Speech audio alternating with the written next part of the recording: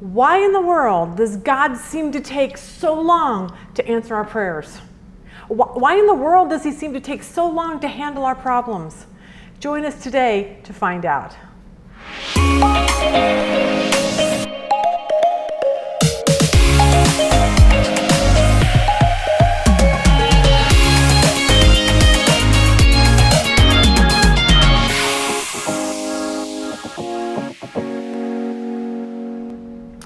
All right, welcome to our Encouraging Truth series, where today we want to talk about the problems that we encounter in life.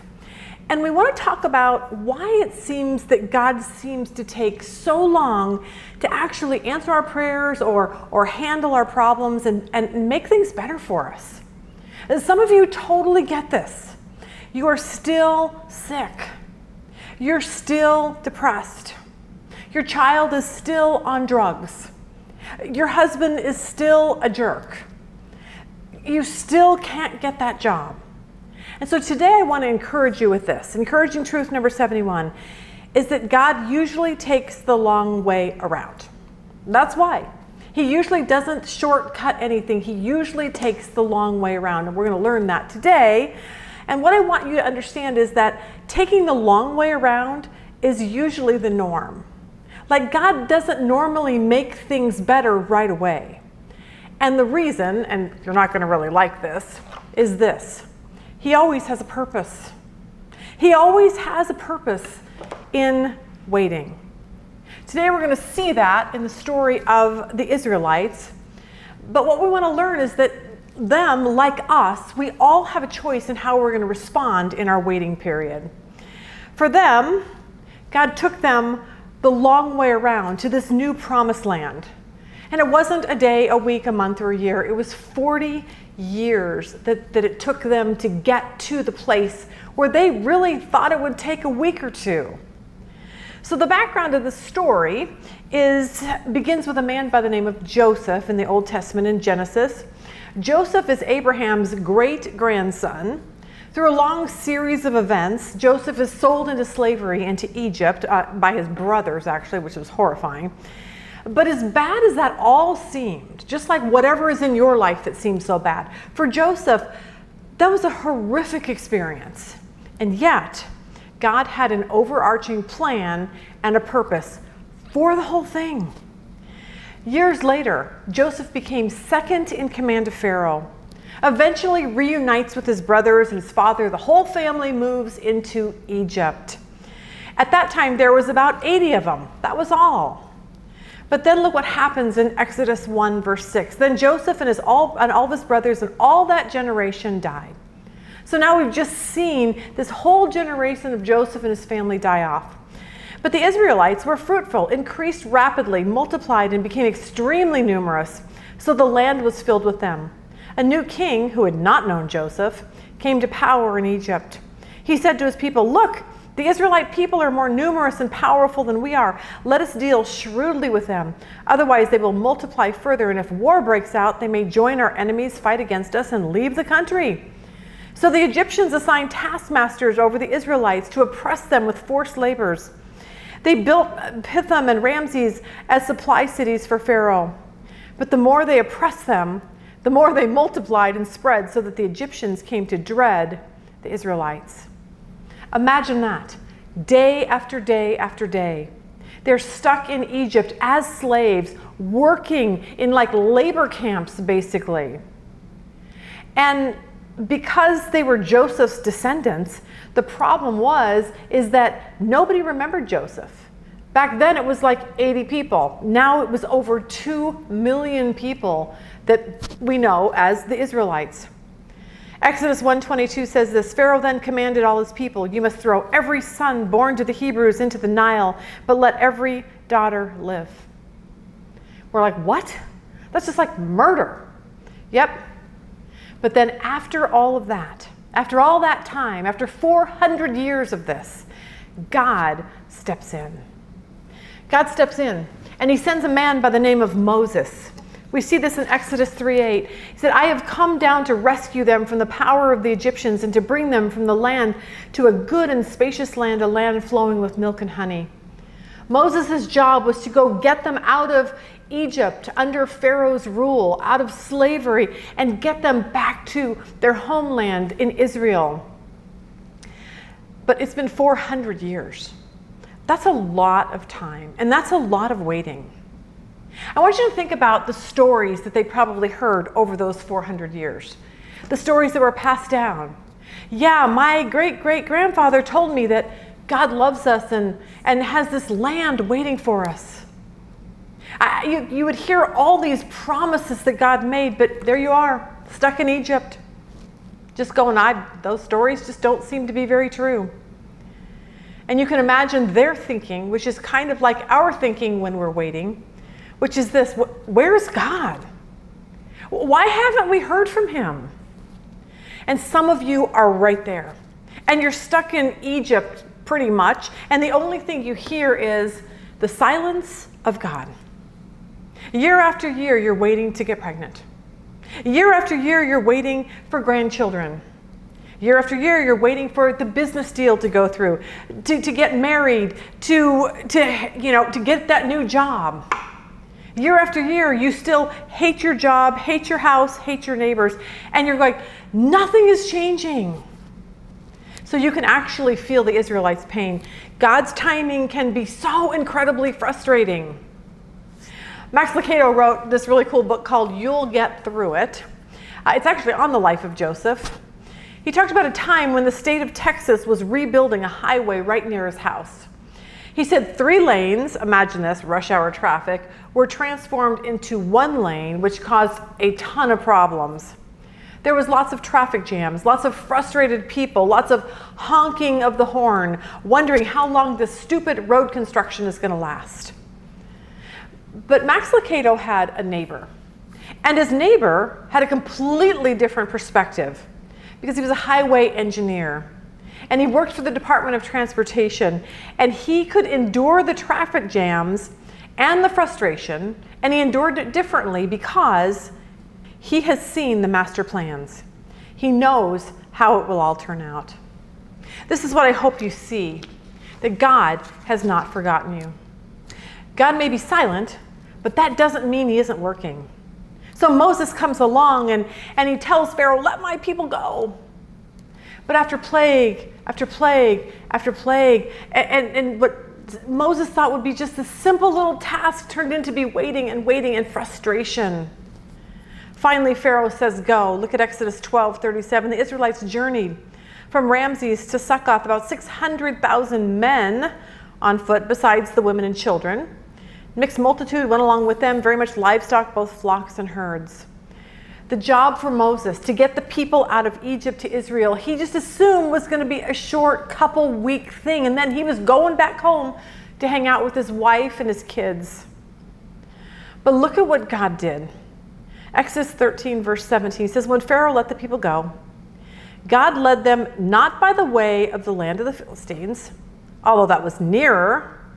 For God said, lest the people change their purpose when they see war and return to Egypt. But God led the people around by the way of the wilderness towards the Red Sea. There it is. God could have taken them a short way, but he didn't. I want you to look at this map that we're putting up.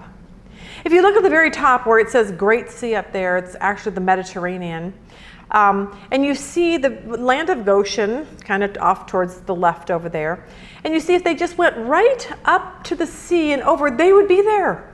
Like in a week or two at tops. But look at where God took them. The red lines all the way down, all the way down, all the way up. And you're like, what? Why would you do that? You could take the short way and just get it over with. But God didn't do that. And the reason why is this. It's the long way around where we learn the most about God.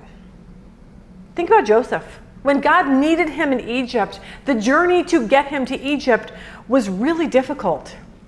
His brothers hated him. They threw him in a pit. They pulled him out. They sold him to slave traders going to Egypt. He became a slave. He was falsely accused of rape. He was thrown into prison. And years later, many years later, he's called by Pharaoh. And Joseph tells a dream and becomes second in command to the highest man in the land. It's my thinking that this would have been a lot easier on everyone, especially Joseph. If God had just told Pharaoh in a dream, like, hey, there's this guy by the name of Joseph, go knock on his door and he'll help you out. But that's not how God does things. God never wants us on the easy path. And the reason why is because on the easy path, we never learn what we need to know about God. We learn about God and his faithfulness and the peace that he gives us and all the things we need to know. We learn those things when, let's say, the test comes back from the doctor positive and you were hoping for negative. When your job is terminated, that's when God shows up. When you don't have any money to pay the bills. See, we have to learn the long way around that God is right there in the midst with you. It's the long way around that we learn what it means to actually trust God. The child that you love so much is still on drugs after years and years, and you're learning to trust God for your child. It's the marriage that you're like, you're married to someone that you just don't think is even right for you, but you know what? You're just going the long way around so that you can trust God with your marriage. We learn to trust God when the money runs out. I mean, those are the times when we learn who God really is and how faithful he really is for us. It's on that path, the long way around, that turns our focus from inward to upward, to God. Because it's those times when we don't have anywhere else to go that God is calling us. And he's saying, turn to me. Let me take care of this for you. Let me handle it for you. I will give you everything. My grace is sufficient for you for everything that you're going through. And so God takes the Israelites the long way. But look what he does. Exodus 13:21. The Lord went before them by day in a pillar of cloud to lead them along the way, and by night in a pillar of fire to give them light, that they might travel by day and by night. The pillar of cloud by day and the pillar of fire by night did not depart from before the people. See, what that tells us is that even though there was 40 years of wandering and they were confused and they didn't understand what was going on, God says, I am going before you and I am hemming you in behind you. I'm right there with you. See, God wants to remind you and me, I am going before you and watching behind you. I am not absent. But here's what we need to learn, and we learned this from the Israelites, that just because God goes before us and hems us in behind, it just doesn't mean life is always going to go easy. It wasn't for the Israelites, and honestly, many times it isn't for us. But it's through those times that God makes us stronger. And we actually really start beginning to learn what it means to trust him and not trust our circumstances or trust ourselves. Exodus 14:1 says this, and the Lord said to Moses, tell the Israelites to turn back and encamp before Pi-hahiroth, between Migdol and the Red Sea, before Baal-zephon. You shall camp opposite it by the sea. For Pharaoh will say of the Israelites, they're entangled in the land, the wilderness has shut them in. I will harden, make stubborn or strong Pharaoh's heart, that he will pursue them, and I will gain honor and glory over Pharaoh and all his hosts. And the Egyptians shall know that I am the Lord. And they did so. That was a really impossible situation that God was putting them in. But what's more amazing is that God says, yeah, I'm the one putting you in that position. He takes full credit for the Israelites standing in front of, the Red Sea, and they can't get across, and they're hemmed in by the mountains, and the Egyptians are coming behind to attack. That's a really scary place to be, and yet God says, I'm taking full credit for putting you in that situation. Because he wants the Israelites and the Egyptians actually to know that he's God. That he's really powerful, and we need to trust him to do what seems so impossible for us. See, this is a great lesson for us. God is behind your impossible situation. So if that's the case, and we start going, okay, if God's in this, then we need to look at things a little bit different. The boss that doesn't like you, the husband that continually isn't that nice to you, the sickness that isn't going away, the depression that's lingering. God wants us to realize that all of those are part of this long way around, because he wants to show you who he really, honestly is. And to me, that's the best news ever. I can go through anything knowing that God is right there with me, and that he has a purpose for what I'm going through, and that he's going to give me everything I need to make it through whatever it is that I'm going through. See, so often we sit around and we go, God, really, why? Why me? Why are you doing this to me? This isn't fair. Don't you see what's happening? And God says, yeah, I do. I see exactly what's happening. And I'm causing this, or I am allowing this, because I want you to know me, and I want you to make my name great. Because here's the deal, how you and I respond to the bad circumstances in our life, how we respond during the difficult days, God says that's what's going to point other people to me. God says that's what people are going to look at, how you're handling your bad marriage, your depression, your sickness, whatever, and they're going to be, wow, they're handling it so good. And the reason why is because they trust God. And then you can tell them why. It's all about Jesus. If you allow him to take the long way around and refuse to take the shortcut back to Egypt, for some of you that just might mean you're married to someone who just isn't that nice to you. You want to divorce him, but you are the only light in your husband's life.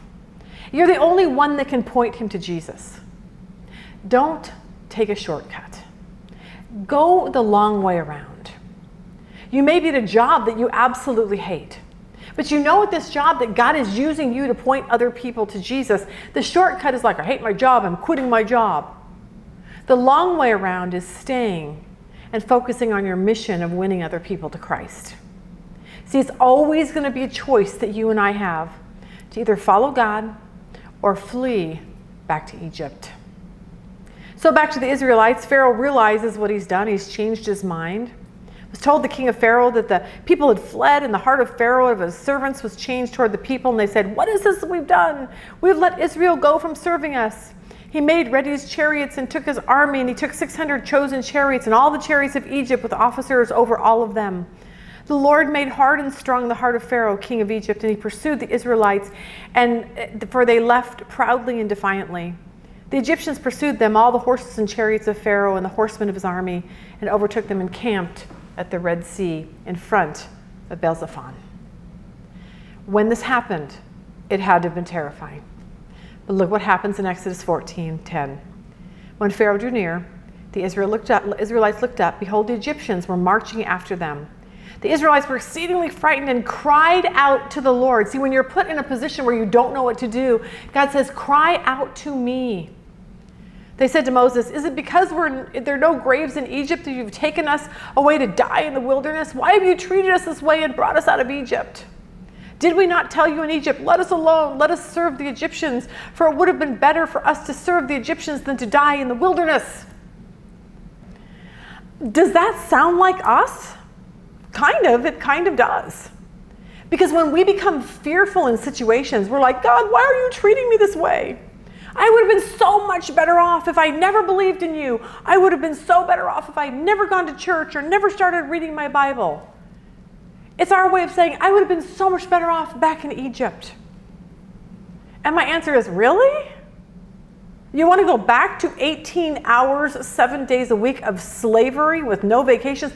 I don't think so. And then this happens in verse 13. Moses told the people, fear not. Stand firm. In other words, firm, confident, undismayed. And see the salvation of the Lord, which he will work for you today. For the Egyptians you have seen today, you shall never see again. The Lord will fight for you, and you shall hold your peace and remain at rest. So, here's the question. How do we get over fearful situations?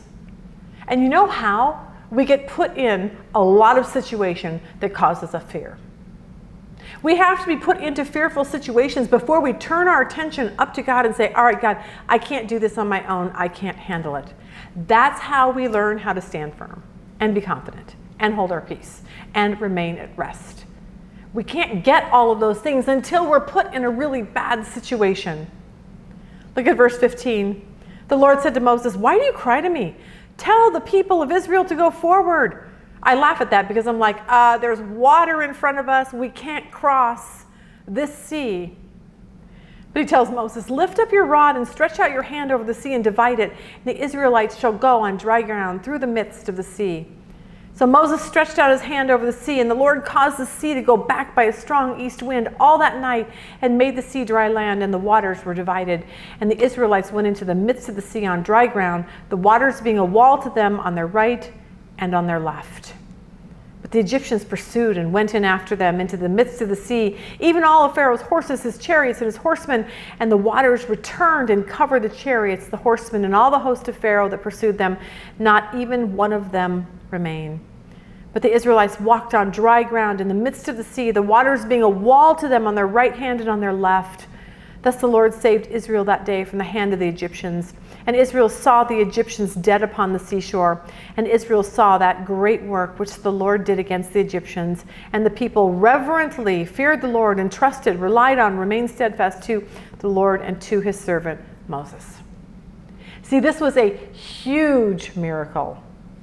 And it was a huge miracle for one reason, so that they could see God show up. So they could see God's power. See, you will never know that God can save your marriage, or that God can take away the addiction, or that God can get that job for you. You're never going to know that if you bail, if you walk away from your faith, or if you quit trying to seek God. You will never know that God can, you fill in your own blank, if you don't stay and trust and hold your peace.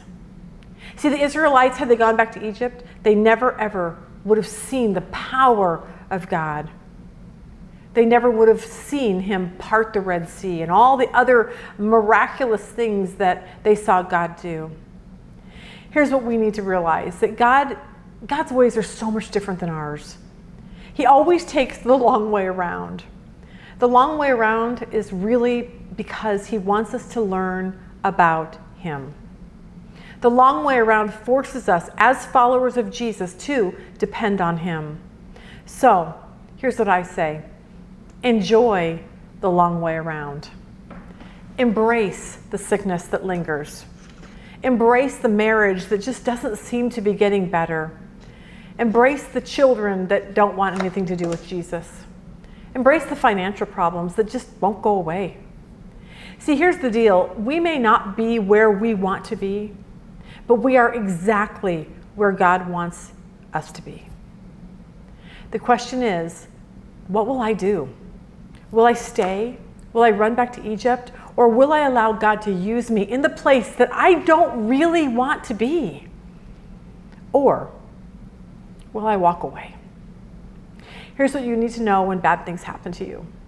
Our encouraging truth number 71 is, God usually takes the long way around.